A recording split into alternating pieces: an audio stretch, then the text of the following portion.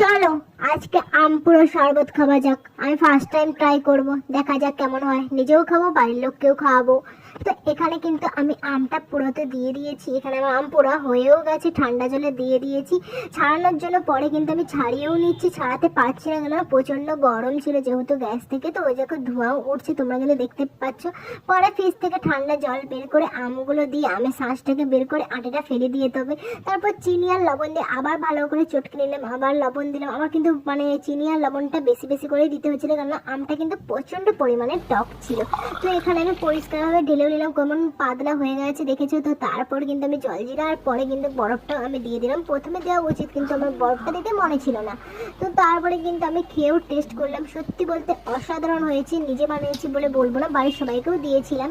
তো তোমরাও কিন্তু ট্রাই করো, আমার বানানো পদ্ধতিতে অবশ্যই কিন্তু ভালো হবে। লাইক, কমেন্ট, শেয়ার, সাবস্ক্রাইব করে দিও। টাটা।